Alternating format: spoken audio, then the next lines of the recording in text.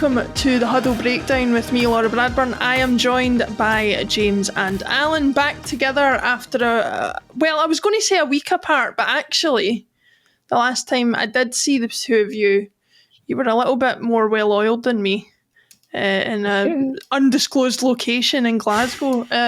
James, how was your visit to our Fair Isles?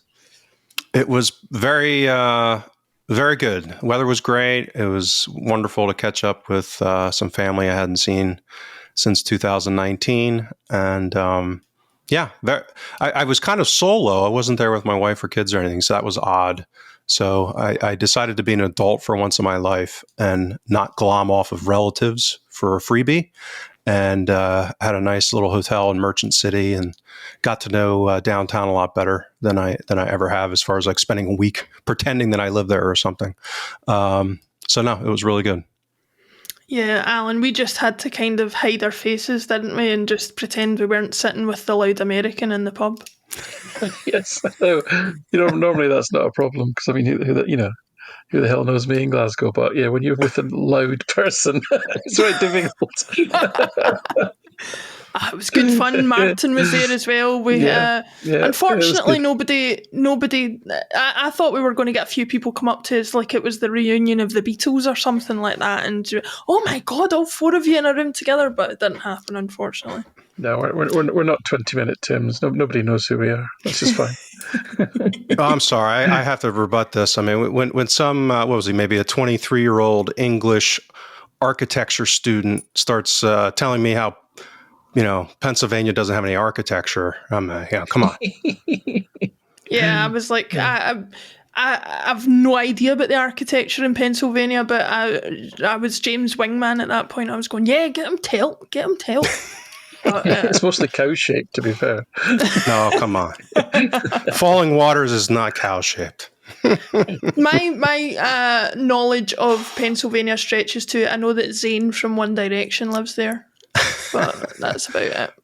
Taylor Swift is from Pennsylvania. Hello. Oh, sorry. Come on. Sorry. Come on, Laura. How dare you? My nieces would be thoroughly disappointed in me for not knowing that. Anyway, let's leave the Swifties aside. I know they love listening to this, but let's get on to the football. Alan, I will come to you first. A pretty comfortable victory over Kilmarnock. I read a bit of your piece this morning, and you said there was a good 30 minutes. I mean, I would say it was probably even a stretch to say 30 minutes, but we'll give them that. But we got the job done in pretty neat and efficient fashion, if nothing else, didn't we?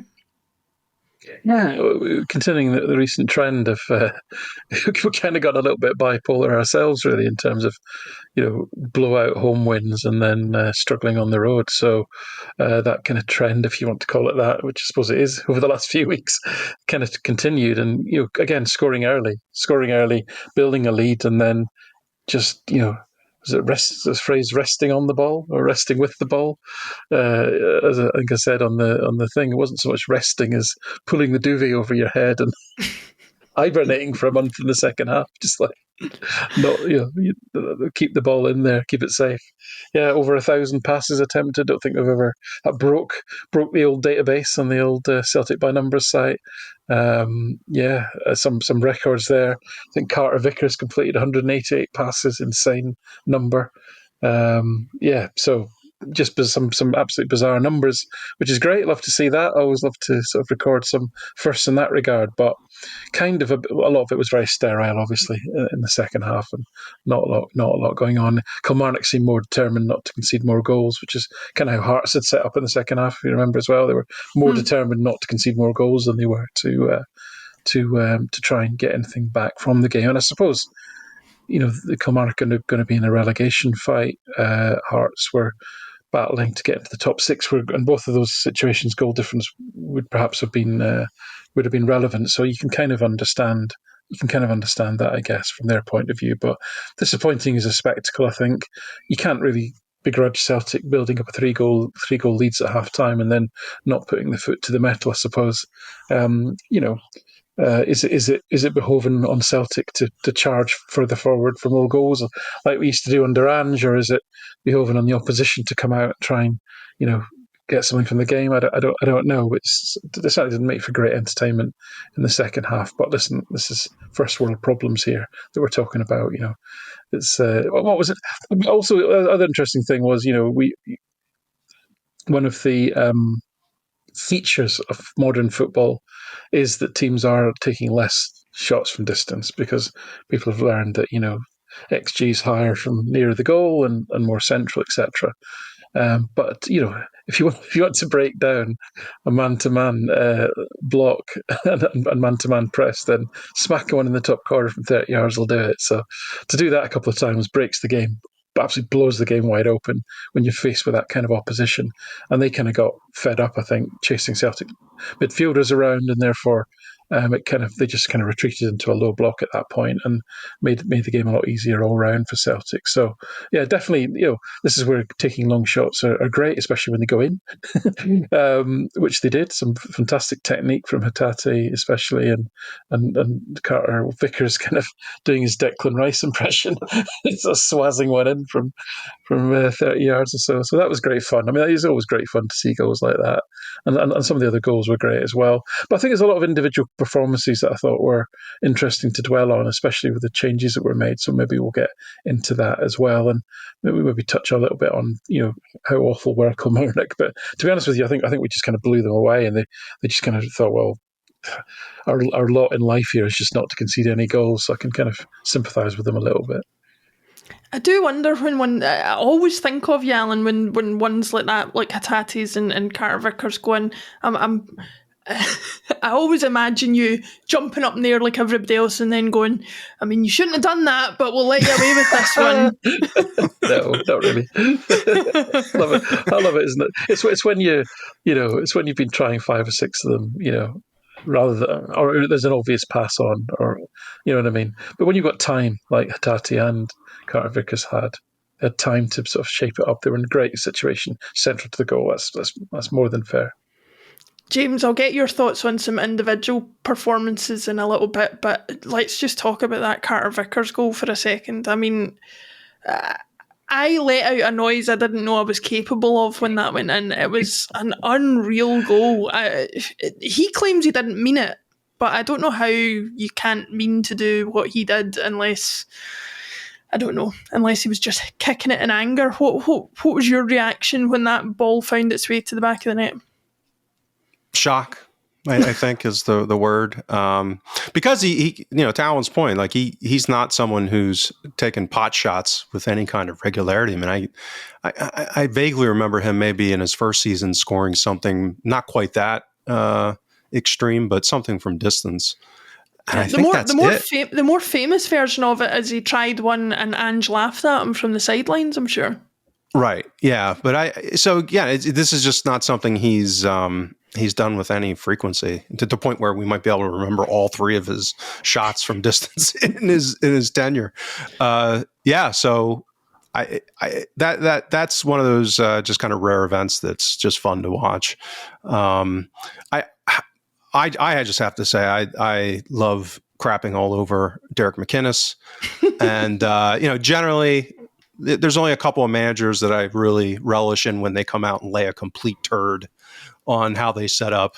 And I mean, it's almost like he didn't watch Celtic all season.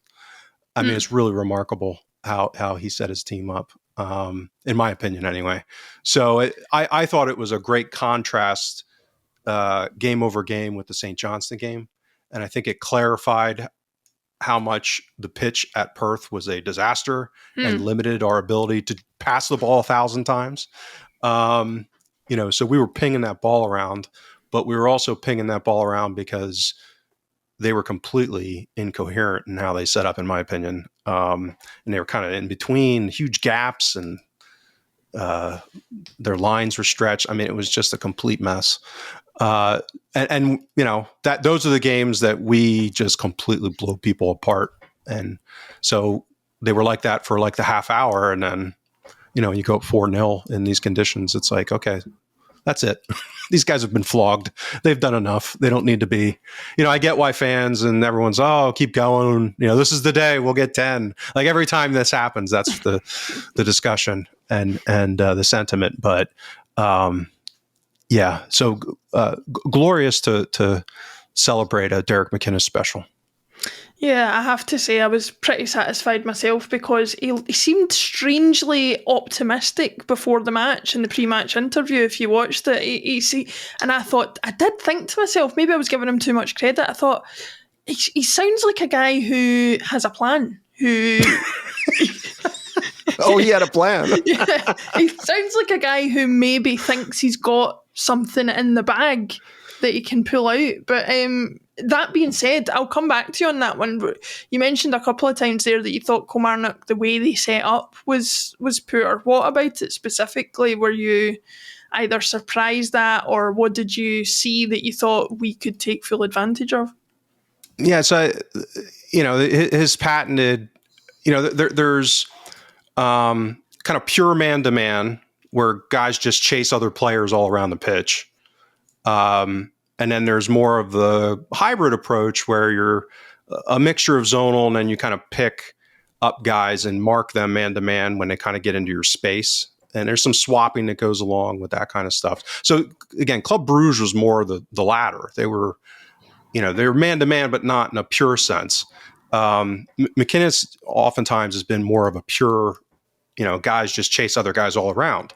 And when you've got, good players like we do, and you're just chasing guys constantly, and the movement and the patterns of play are smart, and they weren't really high pressing. Their press was like, I don't know. I don't even, Alan, you tell, I don't even know what it was. Like, I didn't really sense any coherence in what they were trying to do. Yeah. Well, no, I didn't. They started off playing quite high when they could, but then they kind of, then the next half hour, they didn't really get a chance to press high.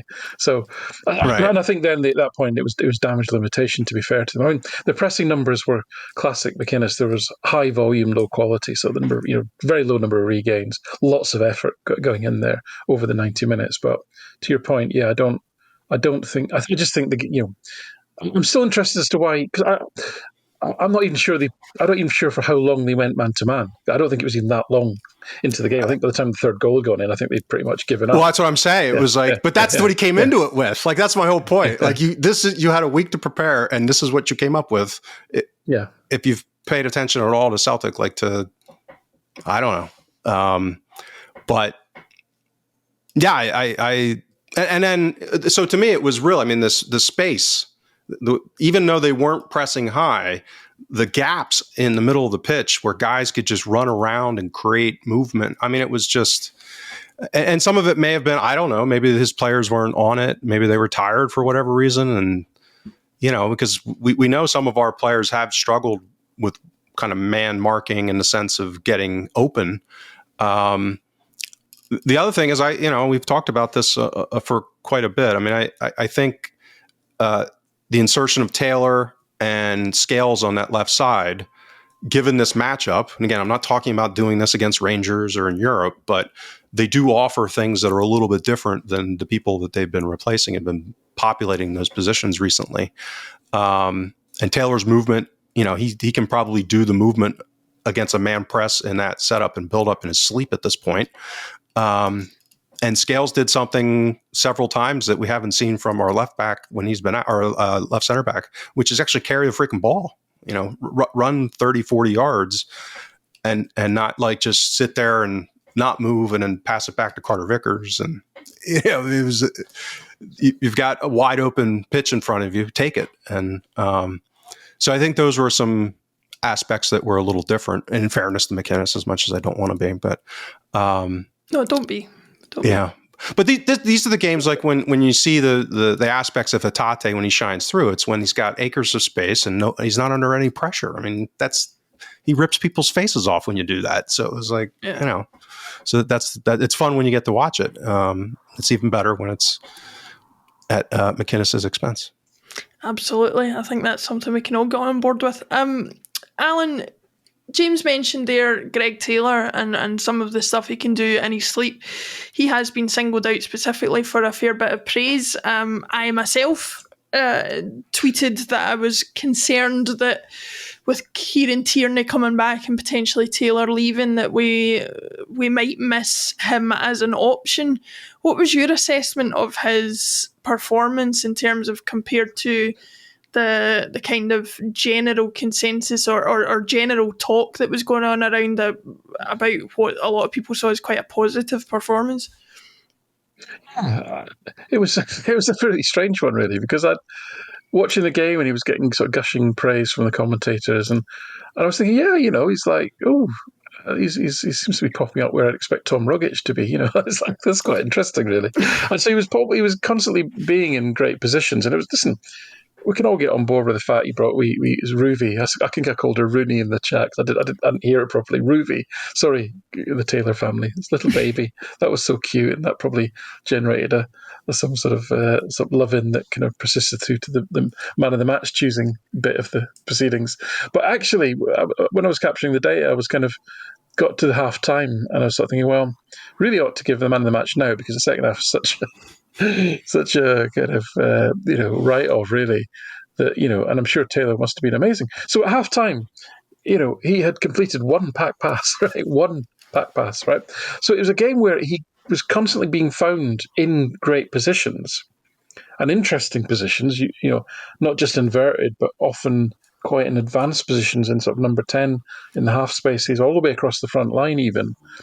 And with Hattati dropping in and with McGregor, those three formed a sort of, quite a narrow, almost playmaking fulcrum in that middle of the pitch, which Kilmarnock never really got on top of and never really got near them, despite their tendencies to go man to man. But the but as far as Taylor's concerned is he didn't actually create a lot. So he got into great positions, got on the ball a lot, but then was pretty safe with it, is what I'm saying. So he didn't do too much with it.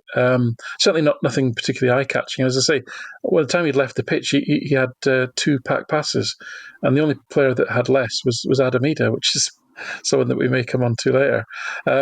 So he was very safe and very conservative on the ball. Whereas, Scales, 20 back passes, and to James' point, 12 progressive runs. So this is running at least 10 yards with the ball at feet in the opposition half. I mean, the next highest was 4. So that just gives you some idea how in terms of ball progression, Scales was just on a different level, and he is on a different level to Trusty. But back to Taylor, fascinating performance, but nowhere near the most effective, productive player on the pitch. I mean, he didn't even get the most pack received. He had 6. The most was 15 by Maida. And his was like the 5th or 6th, highest. There was really none of the main key performance metrics by which Taylor was anywhere near the most productive player on the pitch. So to give him sort of universality over man of the match was very odd.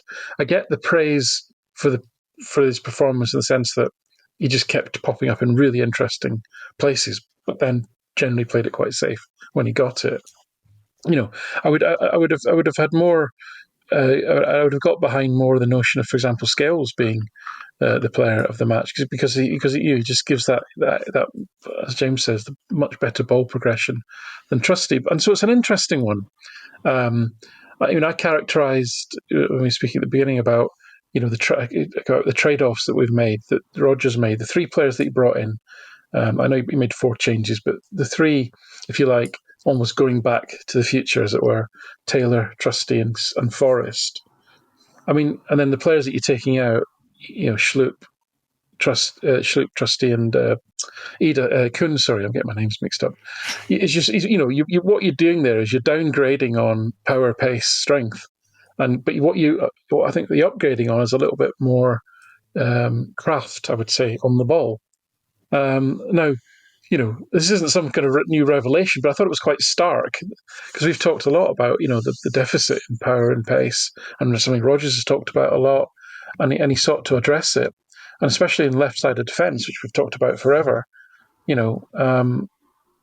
Trusty and Schlup give you that. They definitely give you that, But what you saw at the weekend in a home game against a team that is the worst away team in the league. I mean, the only reason they're not bottom of the league is because their home form is so good because of that horrible pitch. But away from home, they are the worst team in the league, and it showed. They were horrible.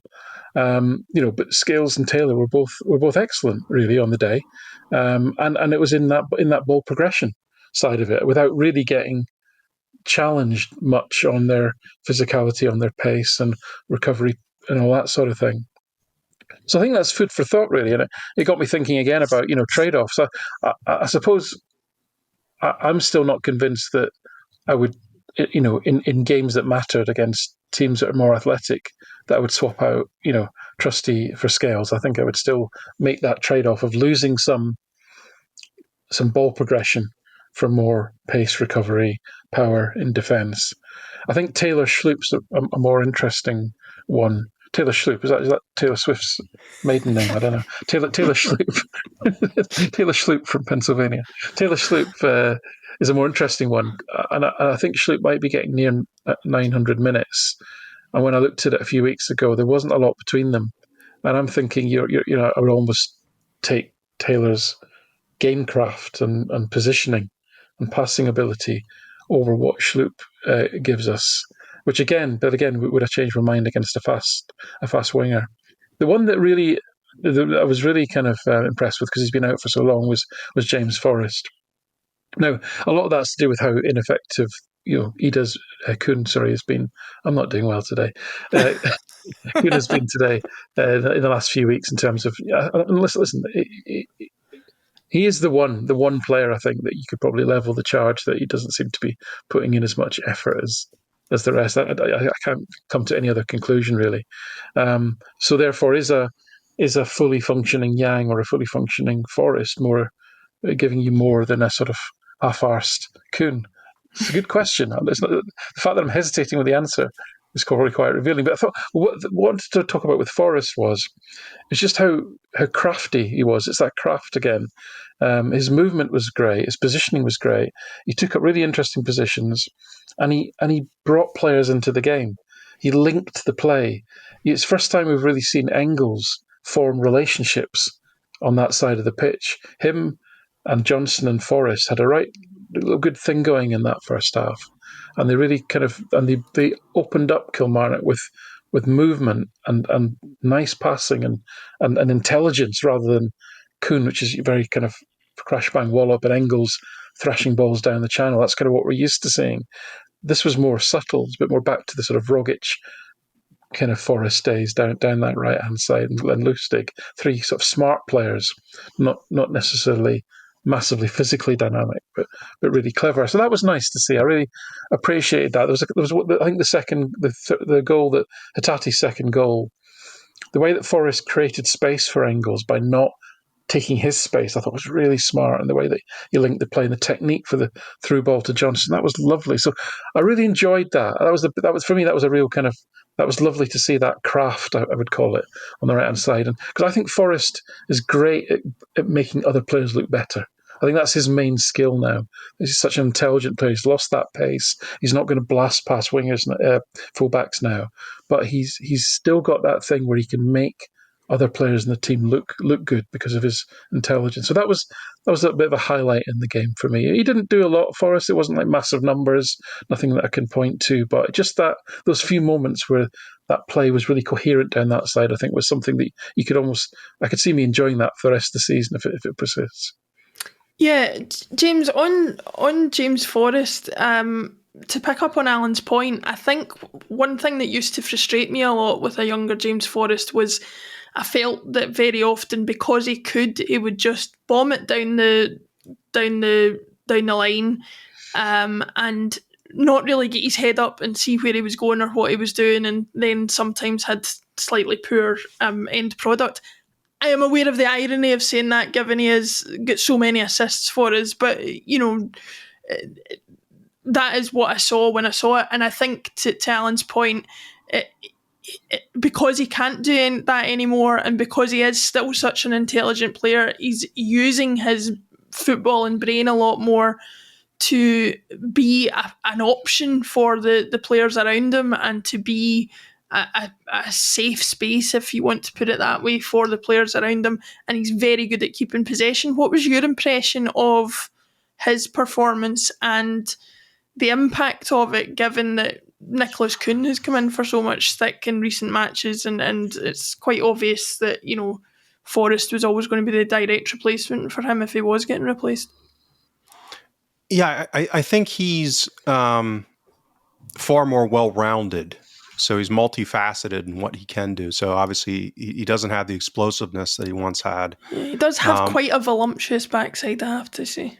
Yeah. Well, I will neither confirm nor deny that. I will not comment on that. Dalglish-esque, yes. So, as players age and they start, the smart ones that want to keep playing, they figure out how to adjust their game. And it's not that long ago. And again, I'm getting up there, so maybe it was long ago, and it just seems like not that long ago. There was some talk about, hey, maybe you move him inside and play him as a 10 at times because of that kind of ability on the ball and to be able to link up in tight spaces. Just technically very good. And so in such contrast to Kuhn, who's almost like a young Forrest in the sense of more one-dimensional in just trying to use pace and blow past people, with obviously the big difference is that Kuhn, is trying to cut in more so than get to the byline and cross it. But this was my concern about Kuhn going all the way back to autumn when everyone was in a frenzy about him. Rightfully so, understandably so, because he was completely on fire, including in the Champions League, lighting up at the Champions League level. So, ample reason to get excited. But what I expressed at the time is, there's pretty clear and obvious ways here to game plan around this guy. And he kind of only has a couple of things that he's good at. And, one of them's crossing from a little bit deeper. So he's pretty good at playing those balls over the top and, kind of loft balls. Those are quite good, through balls aerially. And then cutting in on his left. I mean, that's pretty much it. Like, he doesn't link up with guys. He doesn't blow past people to get to the byline to cross it for the most part. He might do a little left-footed dink to play in Alistair Johnson on an overlap on the outside, that kind of thing. But he's not someone that if I'm an opposition team, I'm game planning against him. Like, oh boy, if he's on the ball, I'm worried about him kind of outthinking my defense. It's he's going to blow past me because of his pace. That's pretty much, the extent of it. So I think there are interesting contrasts there. And I've always, just gravitated towards the smarter players, like the Rogic types that are able to kind of see things 2 or 3 steps ahead. I just find, Moravcik type, those kind of players I've always just found more interesting. Although I'm jealous of anyone that's actually athletic and fast from a personal perspective, but because I've never experienced any of that. But I thought this goes back to one of my criticisms last seasons of Rodgers. Like, well, you say he's the best winger at the club. Why the hell does it take you so long to play him?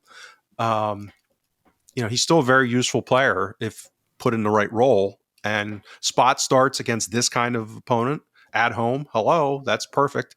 And then bring him on as a sub, maybe when you need control in the game, or there's a matchup on that right side where that combination play can be beneficial as opposed to if you have a left back who's a little bit more athletic that might have more joy in shutting down the pace of Yang and Kuhn, and you need to outsmart him, then he gives you that option. So I think that's a luxury to have, and hopefully he stays fit.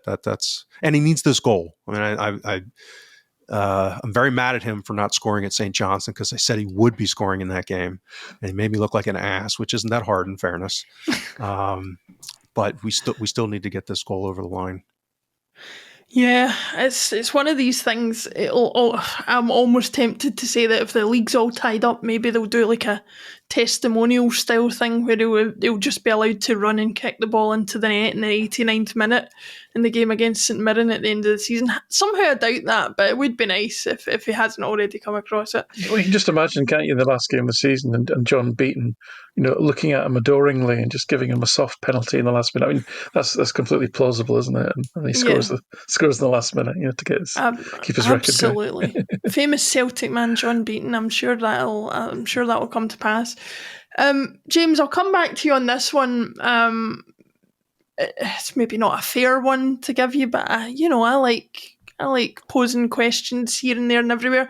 There's been a lot of debate. I like listening to other Celtic podcasts and getting the temperature, so to speak, before we come on to record on a Tuesday night.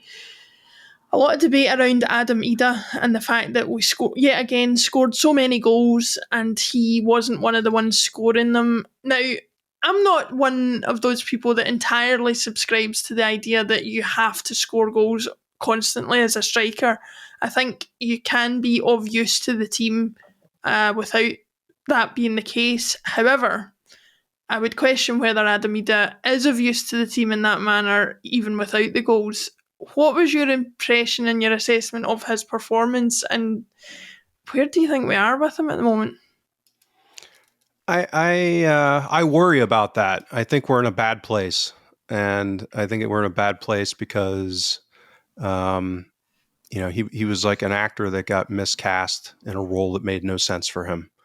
And you can be a great actor, but if the script stinks or the role doesn't make any sense given your proportionality, physical, if you're playing a WWF wrestler from the 80s and you're Joe Pesci, maybe that doesn't make sense on a casting. That's why there's casting agents and people go through, actual process of.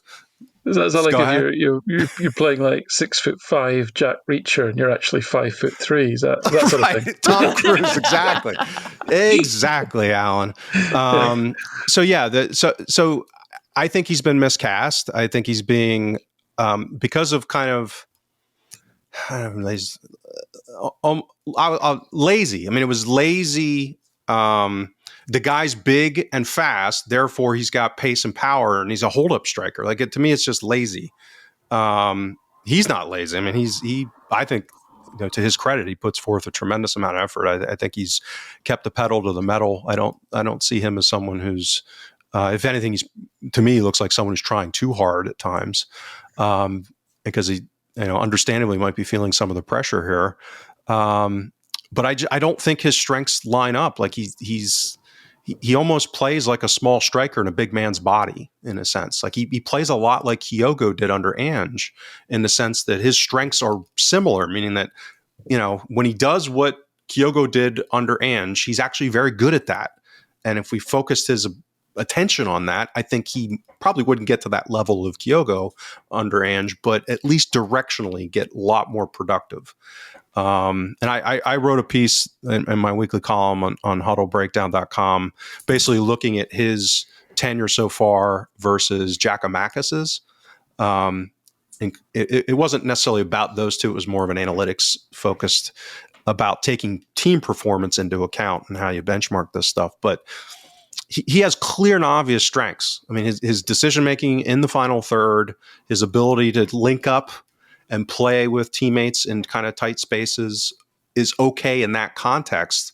So I think if he was used in that final third the vast majority of the time, I think he could be useful, very useful. His finishing's been pretty good throughout his career. He's been a decent finisher. Like, that doesn't look like that's an issue. It's you drop him in the middle third and ask him to do build-up play.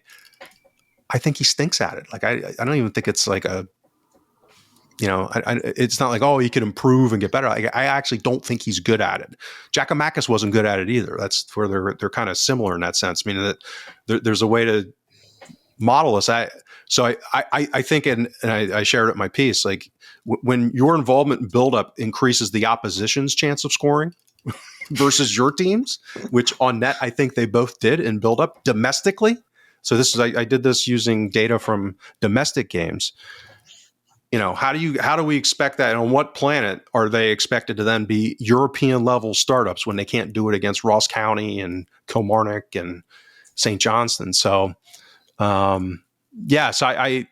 my worry is where I think we might be at a breaking point heading into the summer is I think they either need to switch what his role is, or he's going to continue to not do well in what he's being asked to do. And that becomes a spiral of confidence and people not being happy with their job. I mean, people like to succeed when they're at their job and, create that confidence. So, I don't know. I haven't seen any evidence of that kind of self-evaluation, whether it's at the coaching level or, we've talked about this in the past. I mean, it's possible, I guess, he's going off half-cocked and not listening to instructions and, forcing things to try and get involved in play. I'm skeptical about that. I mean, again, Rodgers is a pretty strong personality, so I can't imagine he'd be playing a lot if if he's just going off half cocked. But can't rule it out. But yeah, so I'm concerned that we're at kind of a breaking point. Yeah, I agree with what you said about that. Sometimes it's misinterpreted what he should be good at because of his build and things like that. And I agree that he's not great in the sort of middle third. I would go a step further with the final third and say that actually I don't think he's great at the link-up play. I think his first touch is often leaves a lot to be desired, and he sometimes not that this is necessarily a bad thing, but he tries flicks and he tries little things that very often go to nobody, and that can just be a luck thing sometimes. But I think if that's happening repeatedly, you have to look at the judgment of the player actually continuing to attempt to do that if it isn't coming off. Alan, I'll come to you on Idah. I guess my conclusion from what James has said and my preference for Idah is that I wish he would do more of, I keep going back to the Aston Villa game, if he was facing forward, if he was between the sticks, he would be the ideal striker for us. And the fact that he's being asked to do so much more than that, I think, is where he's really fallen short. Yeah, I don't know what he's being asked to do, but he looks to me like a young player screaming out for some proper coaching, which is really odd, given that he's almost Rodgers' pet project. So I'm officially in the worried club on this one. There's no prevarication about this. I'm very concerned about this now, because I don't see any improvement and I don't see any learning, and that's what really worries me. And what do I mean by that?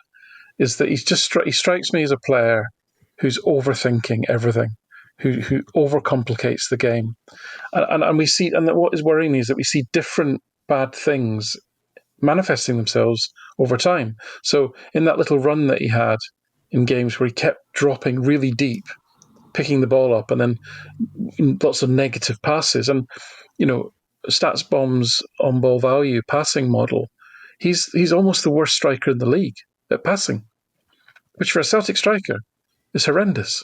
I mean, this was one of these games where it was almost cruel for him, because he's playing for a dominant team at home against a team that's struggling. You've scored 5 goals for certainly at least for half an hour, so you're having wave after wave of attack. And almost the game's getting worse. The longer the game goes on and the more touch you have, the worse you're getting. And it's almost, and it's really obvious. That's really obvious when you're the attacking team and you're the centre forward and it's all going shit for you, but the team's kind of winning around you, despite you, actually. The Celtic won despite Adam Idah. So that was horrible for him. I remember. I do remember, and I feel I'm genuinely sympathetic for him, because I when I was much younger, played for a team that we won everything in the age group in Scotland.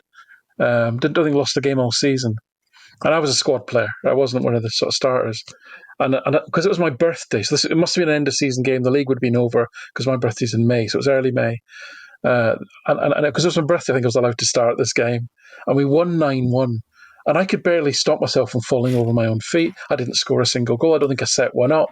I was just horrendous. I was awful. I've been there. I've done exactly what almost happened to him on the weekend. And I understand. It was almost more frustrating. I've played in games where you're up front and you don't get the ball and you're just running around, or you're just getting hammered by people and you're never getting the ball. And that's horrible too. But in some ways, that scenario where you're winning and you're not producing anything and you're the striker, that's worse. That's actually worse. Because normally when you get hammered for a game and you don't get the ball and the defender's all over you and you can't get up the field, everyone always goes, oh, you ran your heart out, well done, sort of thing. But in a game like that, it was just so obvious that it wasn't happening for him. And I come back to, in this game, you mentioned the flicks and tricks. I've not seen that before. Since when did he suddenly start one-timing every single pass that he got? Every ball he got, he tried to one-time it. When did that start? I've not seen that before. You might have done it once or twice, but when I remember Adam Idah last season, he would often get the ball in, he would back into defenders, he would hold on to the ball, and then he would actually do something quite smart with it. Where's that? What's happened to And that? then roll the defender. Why do you do that anymore? And then roll him. Yep. Or you had that little period, including the Aston Villa game, 2 or 3 games, where he just attacked the goal at pace. Every time somebody got the ball across the front of the goal, he was there attacking it, like Giakoumakis would do. I mean, I know it wasn't the thrust of James's article, but I'd almost be showing him videos of Giakoumakis and say, "I want you just to play like that." If I was coaching him, I would try and find a way to unclutter his brain, to remove as much fog, self-doubt, complexity out of his game as you possibly can. Show him videos of Giakoumakis. Take out all the bits where he tries to link the player at the box and say, "That's all I want you to do, son. All I want you to do is to attack the 6-yard box, right? I don't want you to drop deep. I don't want you passing the ball back to the goalkeeper. I don't want you, if you do get the ball come up to you, I don't mind if you take a touch, right? If you lose the ball, fair enough, but I don't want you just to give it away, yeah? And just strip it down for him. Make it as simple as possible." He just strikes me as somebody that just mentally overcomplicates the game in his mind, and he needs coaching. He needs to be all stripped down for him. And I'm astonished actually that Rodgers doesn't appear to be the coach to do that for him. Yeah, James, I find myself in the horrible situation of wondering whether, having spent £9 million on a striker just a year ago, we're in a position this summer where one of the top things on the transfer list will be a striker. Because if Maeda doesn't have the goal scoring season next season that he's had this season, and everything suggests that it probably won't go quite as well for him next season because that's just how football works. I mean, where do we leave ourselves in terms of goal scorers? Because I doubt the board will be falling over themselves to give Brendan another 10 million to go out and find a forward. Yeah, we've talked about this a little bit recently. Is that we've benefited from kind of the forward line being so good at finishing this season. It's masked a little bit of the underperformance in midfield. I mean, it's a little bit of bad luck on a nice shot, but that would have only been Engel's 3rd open play goal this season, which for an attacking 8 playing on this Celtic side is like kind of crazy. He did seem absolutely gutted it didn't go in, I have to say. Yeah. I mean, So James, they have got the 3 midfielders have got 30 goals. Well, one shy of 30 goals, but then McGregor's got 9 goals off of like 1 xG, right? Right. So that's kind of very fragile. A little bit. Yeah, it's very fragile in a sense, yeah. and so you see. Because I take your point, Lauren. This is part of why I've got all this anxiety heading into the summer, because we kind of have a life cycle aspect to this squad. It's largely still Ange's team in many respects, as far as like the main, producers. And with that overperformance, and you take Kuhn's early season production out of the wing position, and you're like, oh boy, like just some normal mean reversion if the midfield doesn't get fixed. And God help us if Maeda, gets signed somewhere. All of a sudden, you're talking about a fair number of, goals that need to be replaced. And, we're Celtic. We're playing in Scotland. We'll wake up scoring 85, 90 goals. Like, so then they got to get allocated, right? So somebody's going to score them for the most part.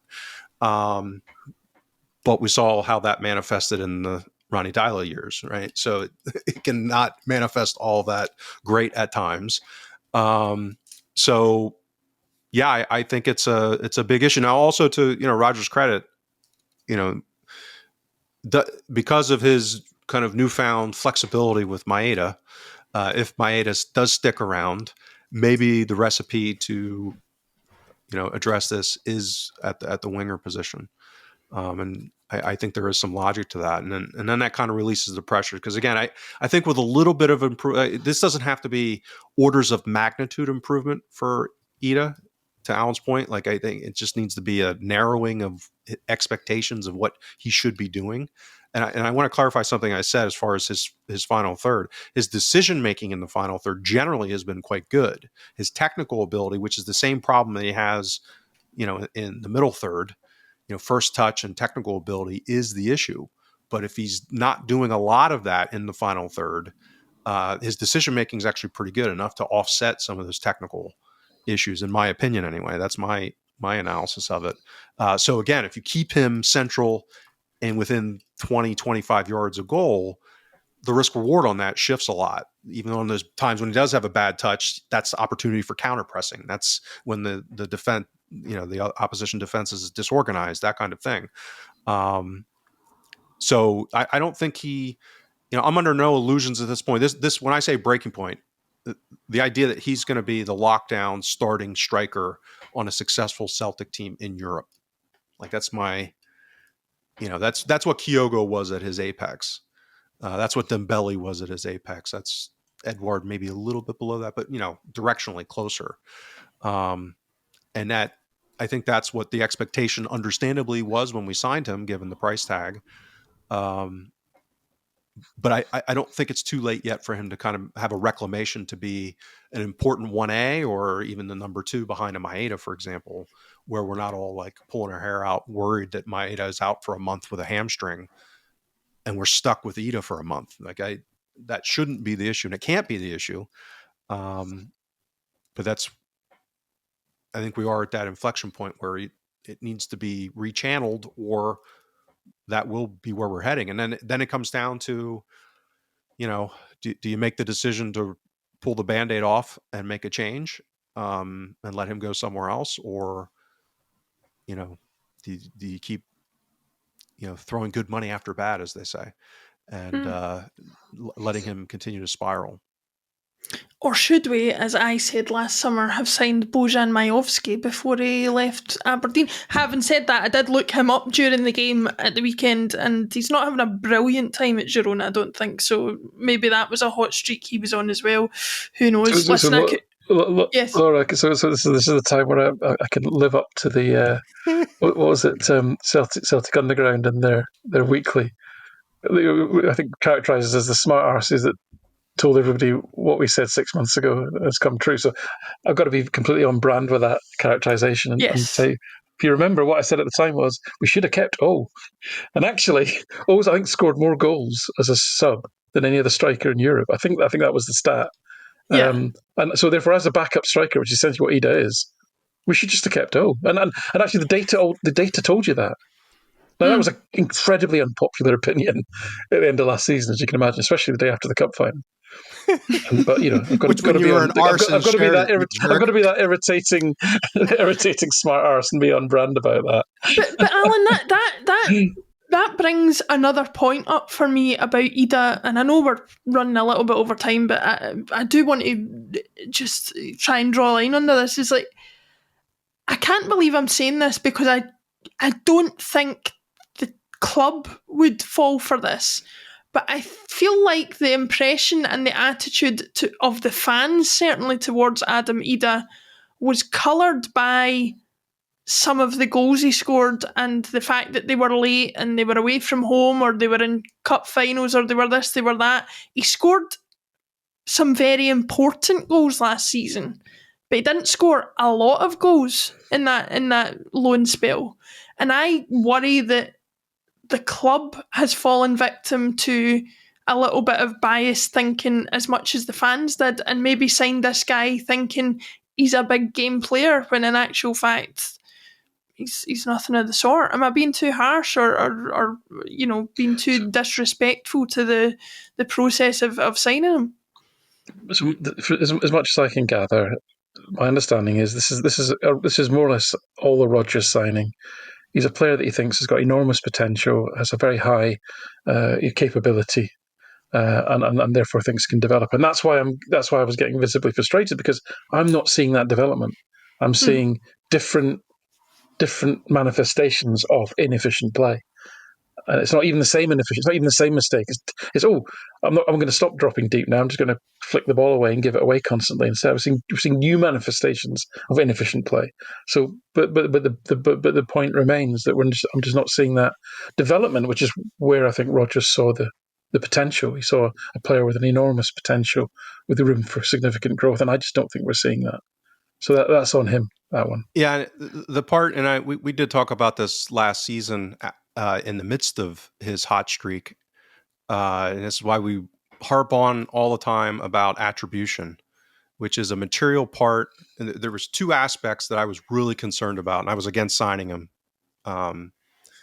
as a result of it, because I thought the attribution was so misaligned. As I like to call it, Derby dust. So anything that happens at a derby gets amplified, and good or bad, right? So it can be, guys get taken out and shot metaphorically if they make a mistake in a derby relentlessly, or they get glorified overboard. And then the second part of that is a material aspect of his goal scoring was how horrible Jack Butland was during that stretch. We've never heard that before or since, right? Been interesting how that's echoed again this season. I don't know if he's like Cinderella, and that at midnight in the season he turns into a pumpkin, but it's happened again in the January-February window, and that's what happened last season. I think it's when the Scottish press insists that he's the best goalkeeper for England, and then when he doesn't get picked for the England squad, it seems to correlate to that's what happened in England when he was with Stoke. Rumours of him getting into the England squad, he didn't, and then his form tanked. Turned to crap. That's what happened. Yeah. So he's fallen off a cliff to the point again that Liam Kelly, who's a terrible goalkeeper, has replaced him. Little as well. I know, it's hilarious. But so again, he was dumping shots out into the middle of the goal to basically set people up at this point last season. And to his credit, Idah capitalized on a couple of them, and but he also just kind of threw one into the net almost. He was, it was pretty brutal how bad Butland was. So did Idah score the goals? Obviously.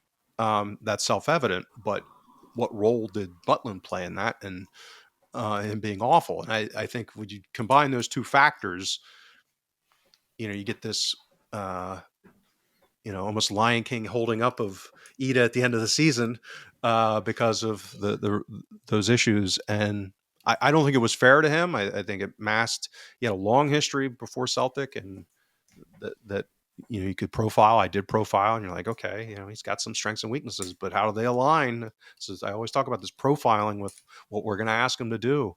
And him being bad in buildup should not have been a surprise to anybody that spent any time analyzing him. So this is why I called, pace and power. The idea that he was like some change up, hold up striker was, either gross incompetence or lazy. One of those two. Like I don't see how a professional in the industry could have looked at Adam Idah and said, that's who I'm spending all of my money on in order to serve this role as my striker. Like I don't know how that happens. Yeah, it's a difficult one to fathom, but listen, we'll have all summer to debate it, I'm sure. By the way, if you want a really good example of Derby dust at its finest, I think Georgios Samaras falls firmly into that category. People love him because of that goal in the New Year derby, even though I spent many a year pulling my hair out at the guy when I was a season ticket holder, because I always think about... Speaking of Idah, actually, Alan's assessment that he spent more time in that one game over near the corner flag than he did anywhere else, because that's what Samaras used to do as well, and it absolutely did my boxing. But we'll leave it there. We were going to touch on the Rangers' upcoming match, but listen, I don't think anybody's particularly bothered about that. You guys can maybe touch on that at the end of the week when they, fingers crossed, go crashing out in a blaze of glory. How dare you? We need coefficient points, Laura. Come on, coefficient monkeys, do your stuff. Yeah, we'll give you the coefficient trophy when you get past Bobal. Alan, James, it's been another fun one. We will see everybody again next week. You guys will see them at the end of the week, and thank you everybody for watching and listening to the Huddle Breakdown.